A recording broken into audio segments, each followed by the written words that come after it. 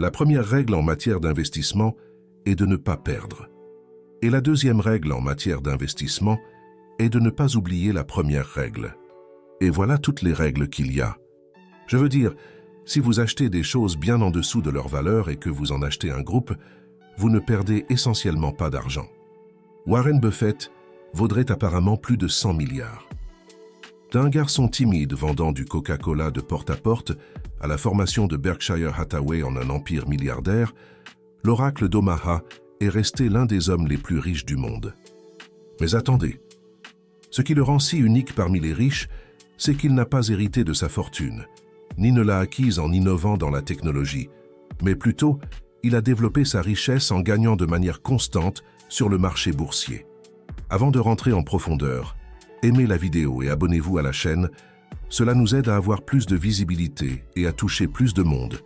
Pour ceux et celles qui souhaitent créer leur première source de revenus sur Internet, vous avez en description de cette vidéo les différents programmes qui peuvent vous aider à créer votre premier business en partant de rien. Allez, c'est parti! Alors comment a-t-il fait? Qu'a-t-il fait différemment, là où tant d'autres ont échoué? Dans cette vidéo, nous allons apprendre comment Warren Buffett a battu le marché boursier et est devenu un milliardaire de l'investissement autodidacte en commençant dès le tout début. Warren Buffett. Warren Buffett est né à Omaha, Nebraska, en août 1930, juste un an après le début de la Grande Dépression dans le pays. Dans son enfance, il a remarqué comment les gens luttaient pour gagner leur vie en raison de la grave crise économique et a rapidement appris l'importance de l'argent. Heureusement, son père était un homme d'affaires avisé. Et bien qu'il ait récemment perdu son emploi dans une banque locale, il a utilisé ses maigres économies pour ouvrir sa propre entreprise de vente d'actions et d'obligations, et grâce à cela, il a pu subvenir aux besoins de sa famille. En grandissant, Warren était un garçon timide et calme qui passait la plupart de son enfance seul, lisant souvent des livres de la bibliothèque de son père. Et c'est de cette bibliothèque qu'il a développé une obsession précoce pour l'investissement et le jeu. Pressé de mettre à profit ses nouvelles connaissances, il s'est approché de son grand-père, qui possédait une épicerie locale, et lui a demandé s'il pouvait fournir à Warren des boissons pour qu'il puisse les vendre dans le quartier. Son grand-père a accepté. Ainsi, dès l'âge de 6 ans, Warren a commencé son premier business en vendant du Coca-Cola de porte à porte et en gagnant 5 cents pour chaque paquet de 6. Il a rapidement ajouté quelques autres articles à son petit commerce, et juste un an plus tard, Warren vendait du chewing-gum, des magazines et du Coca-Cola, tout en réalisant un bénéfice décent pour lui-même. À peine âgé de 11 ans, le garçon a utilisé toutes ses économies pour acheter ses premières actions, achetant 3 actions pour lui-même dans une compagnie pétrolière et gazière appelée Cities Service, chaque action étant valorisée à 38 sédacs de 25. Mais peu de temps après les avoir achetées, leur valeur est tombée à environ 27 par action. Malgré l'anxiété qu'il ressentait, il est resté accroché et a attendu que leur valeur augmente à 40 avant de les vendre. Bien qu'il ait réussi à réaliser un profit, il a remarqué que ces mêmes actions ont ensuite grimpé à plus de 200. La nouvelle de son opportunité manquée l'a piqué, mais elle lui a enseigné une leçon importante. Il y a 75 ans que je ne sais pas ce que le marché va faire le lendemain. Ce n'est pas mon jeu. Mon jeu est de décider si je suis dans la bonne économie et en possédant de bonnes entreprises pendant de longues périodes. Ses expériences et ses erreurs ont aidé le jeune Warren à devenir beaucoup plus sage que le garçon moyen de son âge. Quelques années plus tard, son père a été élu pour son premier mandat de député américain. Et en conséquence, toute la famille Buffett a déménagé d'Omaha à Washington, D.C. Là-bas, Warren Buffett a obtenu son premier vrai emploi à l'âge de 14 ans, livrant des journaux pour le Washington Post. Cependant, il n'était pas satisfait de l'argent qu'il gagnait. Alors il a pris un autre emploi avec l'un de leurs concurrents, le Times Herald, et a commencé à livrer les journaux simultanément, gagnant 179 $ par mois, ce qui équivaudrait à un peu plus de 3 000 $ dans la monnaie d'aujourd'hui. Buffett a ensuite utilisé ses gains et ses économies pour acheter une machine à flipper avec un de ses amis et l'a installée dans un salon de coiffure. Peu de temps après, ils ont acheté 2 autres machines à flipper et à la fin de chaque semaine, ils se partageaient les bénéfices entre eux et les propriétaires du salon. Ils ont ensuite vendu leur machine pour $1 200 et avec l'argent gagné, Warren Buffett a acheté sa première propriété, un terrain de 40 acres dans le Nebraska. La chose la plus folle dans tout cela était que Warren n'avait que 15 ans lorsqu'il a acheté la ferme. Même à son jeune âge, il était clair que ce garçon d'Omaha était sur quelque chose de grand. Après avoir obtenu son diplôme d'études secondaires en 1947, Buffett était impatient de commencer sa vie en tant que courtier en bourse à temps plein. Cependant, son père voulait qu'il aille à l'université, alors Warren s'est inscrit à l'université de Pennsylvanie et a pu payer ses études avec les gains de sa ferme du Nebraska, qu'il louait. Après avoir obtenu son diplôme en administration des affaires de l'université du Nebraska, il a été rejeté par Harvard lorsqu'il a postulé pour son master. Ce rejet, cependant, s'est avéré être une bénédiction déguisée, le conduisant à s'inscrire à la Columbia Business School, où il a rencontré un professeur qui allait changer sa vie, Benjamin Graham. Benjamin Graham était un économiste et investisseur dont le travail et les écrits étaient déjà familiers à Buffett. En fait, la même année où ils se sont rencontrés, Graham venait de publier l'un des livres les plus célèbres de sa carrière, L'investisseur intelligent. En termes simples, le livre était un guide étape par étape sur comment investir avec succès et de manière constante, sans spéculer en achetant des actions sous-évaluées. Vous avez le livre en description de la vidéo. Warren est rapidement devenu l'un des meilleurs étudiants de Benjamin Graham, comme il l'a écrit, et selon Buffett, Graham allait devenir l'un des hommes les plus influents de sa vie, après son père. Après avoir obtenu son diplôme de maîtrise en économie, Buffett était impatient de démarrer sa carrière et aspirait à travailler près du siège des plus grandes firmes d'investissement du pays et de la maison de la bourse de New York, Wall Street. Cependant, un problème majeur se dressait sur son chemin. Malgré sa grande connaissance en gestion d'entreprise et en investissement, Warren Buffett était toujours un introverti de 21 ans qui ne pouvait pas se présenter comme le magnate des affaires charismatique qu'il est aujourd'hui. Il avait peur de parler à de nouvelles personnes et parfois, il en venait même à vomir de pitié. Néanmoins, il a rassemblé le courage nécessaire et s'est inscrit à un cours de prise de parole en public. Et ce choix s'est avéré être l'un des meilleurs investissements qu'il ait jamais fait. Investir en soi-même est la meilleure chose que vous puissiez faire. Plus vous apprenez, plus vous gagnez. Peu de temps après, Benjamin Graham a contacté Buffett et lui a offert un poste dans sa société d'investissement à New York, ce à quoi le jeune homme a joyeusement accepté. Là-bas, il a perfectionné l'art de l'analyse de sécurité, apprenant à voir la vraie valeur d'une entreprise en fonction de ses bilans. Mais bien que Graham et Buffett se respectaient mutuellement, les différences dans leur philosophie sont rapidement devenues évidentes.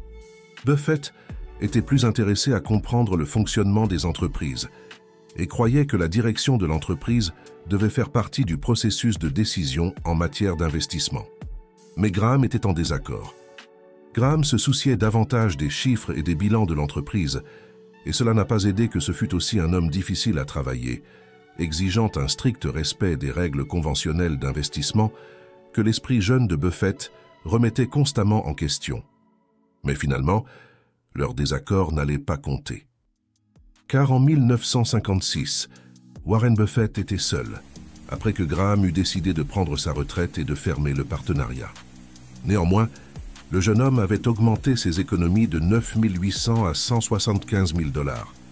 Et surtout, il avait acquis une expérience de première main dans la gestion d'une société d'investissement à New York. Il était désormais prêt à établir son propre partenariat, transformant ceux qui investissaient en lui en millionnaires, tout en se transformant lui-même en l'un des plus riches. En 1956, à l'âge de 25 ans, Buffett est retourné à Omaha et a créé son propre partenariat appelé Buffett Associates Limited. Malgré le fait qu'il avait largement assez d'argent pour louer un bureau et embaucher du personnel, Warren a préféré utiliser l'une des chambres de sa maison et gérer l'entreprise lui-même. Il a convaincu certains de ses amis et de sa famille d'investir un total de 105 000. Immédiatement après, il a lancé son partenariat. Influencé par son maître, Graham, Warren Buffett a commencé à investir dans des actions sous-évaluées, mais a poussé sa philosophie à l'extrême en traitant avec des entreprises performant très mal et prêtes à faire faillite. les achetant à si bon marché que même leur valeur de liquidation valait plus. Cette stratégie est ce qu'il appelle le cigar butt. Tout comme quelqu'un qui ramasse des cigares jetés dans la rue peut en profiter. Gratuitement. L'investissement dans les cigares fonctionne de la même manière. Vous trouvez une action terriblement sous-évaluée qui se vend si bon marché que vous savez qu'elle vaut plus.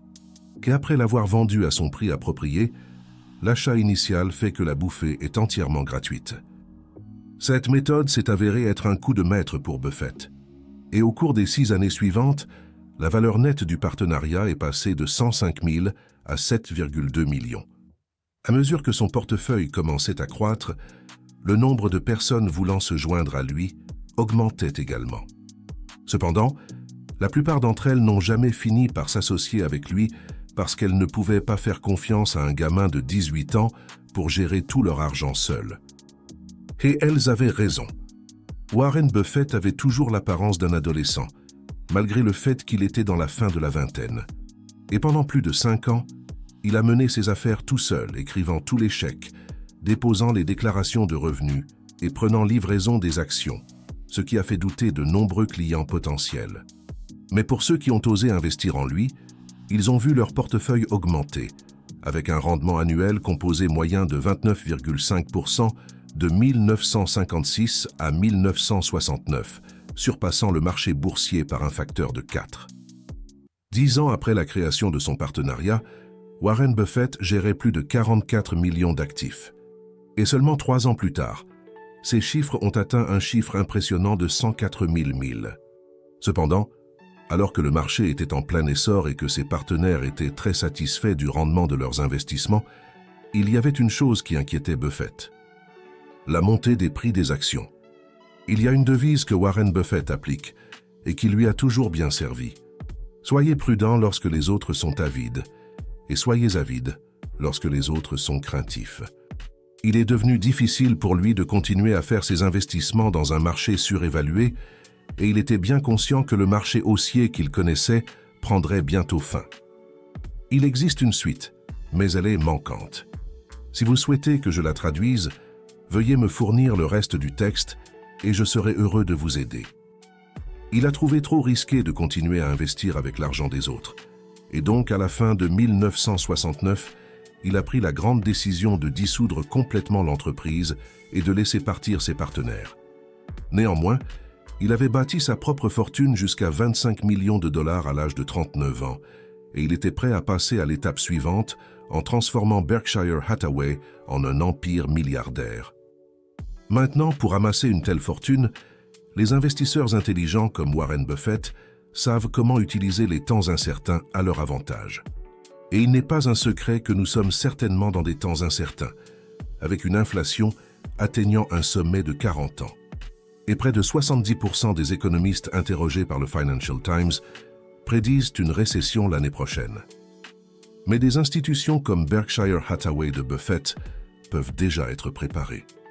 Parce que plus tôt cette année, le stratège en chef de la Bank of America a recommandé aux investisseurs de se tourner vers des actifs réels comme l'art, alors que l'inflation monte en flèche. Même Bloomberg a rapporté que l'art peut servir de couverture contre l'inflation dans presque n'importe quel environnement. Parce que la dernière fois que l'inflation était aussi élevée, à la fin des années 70 au début des années 80, l'art avait une appréciation annuelle moyenne de 33%. Selon l'indice de tout l'art de Masterworks, qui est plus élevé que l'or et l'immobilier, les couvertures traditionnelles contre l'inflation pendant cette même période, c'est pourquoi Masterworks a vu une demande accrue cette année. Masterworks permet à quiconque d'investir dans des œuvres d'art contemporain de plusieurs millions de dollars pour se protéger contre l'inflation et potentiellement récupérer certains rendements. Parce que depuis leur création, Masterworks a vendu 5 peintures avec un rendement net moyen de 26,8% pour leurs investisseurs. Légalement, je dois ajouter que les performances passées ne garantissent pas les résultats futurs. Mais c'est pendant un marché baissier, une inflation croissante et une incertitude continue. Sans fin en vue pour l'inflation, la demande pour Masterworks reste élevée et il y a une liste d'attente. Mais vous pouvez la contourner en cliquant sur le lien dans la description. Berkshire Hathaway était une société textile en difficulté destinée à l'échec. Ses actions se négociaient autour de 7 en 1965, mais ses actifs valaient au moins 11. Naturellement, Warren a acheté beaucoup d'actions de la société comme un mégot de cigares 7,50 chacune. Et 3 ans plus tard, il a conclu un accord avec le propriétaire pour vendre ses actions à 11,50 $. Mais lorsque l'offre finale est arrivée, le propriétaire a essayé de tromper Warren. En achetant ses actions à 11,37 $, cela a exaspéré Buffett. Alors en retour, il a racheté toute l'entreprise et l'a viré. Bien qu'il ait eu sa revanche, Buffett s'est retrouvé coincé à posséder une entreprise en déclin. Mais au lieu de laisser son investissement partir en fumée, il a décidé de faire sortir Berkshire Hathaway de l'industrie textile et de l'utiliser plutôt comme une société de portefeuille pour faire ses investissements. Cependant, sa récente mauvaise expérience d'achat d'actions sous-évaluées a incité Buffett à reconsidérer sa stratégie d'investissement. Heureusement, l'un de ses bons partenaires commerciaux, Charlie Munger, l'a influencé pour changer sa philosophie d'achat de bonnes entreprises à bon prix en excellentes entreprises à prix équitables. Et cette décision s'est avérée être un autre tournant dans la carrière de Warren Buffett. Il a commencé à rechercher des entreprises qu'il croyait avoir un fossé économique. Le mot fossé, dans ce sens, se réfère à la capacité d'une entreprise à maintenir un avantage concurrentiel sur le reste de l'industrie et à maintenir sa part de marché. Un exemple de cela est Coca-Cola. Chaque fois que vous pensez aux boissons gazeuses, Coca-Cola vous vient probablement à l'esprit. C'est une marque qui existe depuis plus d'un siècle et qui est connectée à des milliards de personnes dans le monde entier. C'est un avantage que Coca-Cola possède qui rend plus difficile la concurrence pour d'autres marques. En utilisant cette nouvelle philosophie, Warren Buffett a commencé à acheter de grandes parts dans des entreprises de qualité telles que American Express et The Washington Post. Grâce à Berkshire Hathaway, dont l'action était passée de 11 $ en 1965 à plus de 290 $ à la fin des années 1970. À ce moment-là, la valeur nette personnelle de Buffett avait atteint environ 240 millions de dollars, et pourtant cette nouvelle stratégie d'investissement révolutionnaire n'était qu'une partie de la raison de son succès croissant. Ce qui lui a vraiment permis de faire sa vraie richesse était de se lancer dans le secteur des assurances. Vous voyez, les compagnies d'assurance fonctionnent beaucoup plus comme des banques. Comme les gens paient régulièrement leurs primes d'assurance, les propriétaires d'entreprises ont généralement une grande quantité de liquidités à disposition. Buffett a réalisé qu'il pouvait utiliser cet argent pour acheter et investir soigneusement dans une série d'entreprises, générant ainsi encore plus de profits à partir de ses investissements. Ainsi, depuis 1967, Warren a commencé à acheter des compagnies d'assurance, en commençant par la National Indemnity, puis en suivant avec d'autres comme Central States Indemnity et Jayco. Après avoir puisé des milliards de dollars dans ces compagnies d'assurance, il a commencé à acheter des actions dans des entreprises qu'il croyait être de qualité, acquérant notamment 7% du total des actions de Coca-Cola. Depuis lors, le portefeuille de Berkshire a explosé, à tel point qu'en 1990, son action se négociait autour de 7 000 $. Et à l'âge de 60 ans, Warren Buffett lui-même avait une valeur nette de plus d'1 milliard de dollars. Au fil des ans, Berkshire Hathaway est passé à acheter et détenir des actions dans de nombreuses entreprises de qualité. Plus récemment, des grandes banques comme Goldman Sachs et Bank of America, ce qui a fait de Berkshire Hathaway l'une des entreprises les plus puissantes et rentables au monde. Et Buffett lui-même, l'homme le plus riche de la Terre en 2008. Mais malgré ses réalisations et ses succès, Buffett reste toujours étonnamment frugal. On peut le voir conduire sa Cadillac XTS de 2014 et souvent manger au McDonald's pour le petit déjeuner. Il est clair que l'oracle d'Omaha est un homme qui a vécu selon ses principes et son intégrité.